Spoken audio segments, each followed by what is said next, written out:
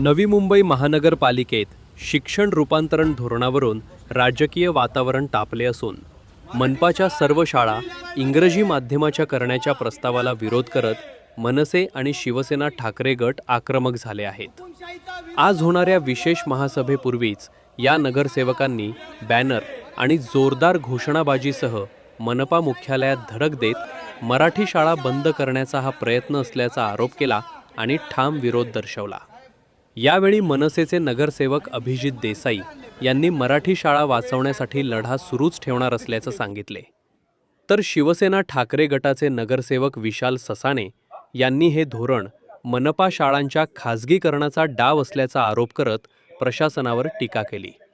या आंदोलनामुळे काही काळ मनपा मुख्यालय परिसरात तणावाचे वातावरण निर्माण झाले असून आता महासभेत या मुद्द्यावर काय निर्णय होणार याकडे सर्वांचे लक्ष लागले आहे।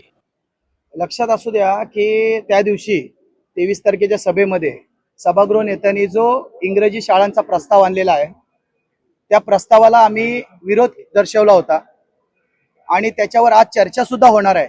परंतु सभागृह नेते ठराव व्हायच्या अगोदरच असं पत्रकार परिषद करून असं जाहीर केलेलं आहे की ह्या सर्व शाळा ह्या शैक्षणिक वर्षापासून इंग्रजी माध्यमाच्या होणार आहेत, याला आमचा विरोध आहे। असा कुठलाही ठराव अजूनपर्यंत अशासकीय ठराव आहे तो ठराव अजूनपर्यंत प्रशासनाने या सभागृहात आणलेला नाहीये। त्या संदर्भात आमचे गटनेते विशालजी बोलतीलच, परंतु माझं या गोष्टीवर एवढं म्हणणं आहे की जो ठराव अजून पारित झालेला नाहीये तो पारित न झालेल्या ठरावावरती आपण सर्वांना असं गुमराह करताय की ह्या शाळा इंग्रजी माध्यमापासून होणार आहेत, त्याला आमचा विरोध आहे। सर्वप्रथम ज्यावेळी आमचे नेते गजानन काळे साहेबांनी पत्रकार परिषदेत बरेचसे मुद्दे त्यांनी त्यावेळी क्लिअर केले।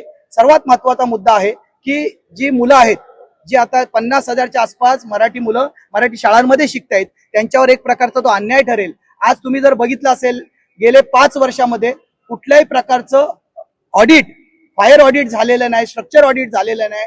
मुलं त्या भीतीमध्ये जगतायत उद्या एखादी दुर्घटना घडू नये, परंतु दुर्घटना घडली तर त्यावर बोलायला कोण तयार नाहीये। फक्त इंग्रजी शाळा करण्यासाठी त्यांचा अट्टास आहे। बरं, त्या करण्याचा हेतू हे जे बोलतात गरिबांची मुलं इंग्रजी माध्यमात शिकली पाहिजेत हा त्यांचा जो हेतू आहे त्या हेतूवरच आमची शंका आहे। कारण ज्यावेळी सीबीएसईच्या शाळा झाल्या, सर्वप्रथम मी क्लिअर करतो, ज्यावेळी इंग्रजी माध्यमाला आमचा विरोध अजिबात नाही आणि नसायला पाहिजे, इंग्रजी भाषा यायला गरजेची आहे। त्या संदर्भात मी आमची भूमिका मांडलेली आहे की इंग्रजी भाषेचं प्रभुत्व मिळवण्यासाठी ज्या ज्या गोष्टी प्रशासनाला करायला शक्य आहे, शिक्षण विभागाला त्यांनी कराव्यात, परंतु सरसकट मराठी शाळा बंद करू नयेत, याला आमचा विरोध कायमस्वरूपी असेल।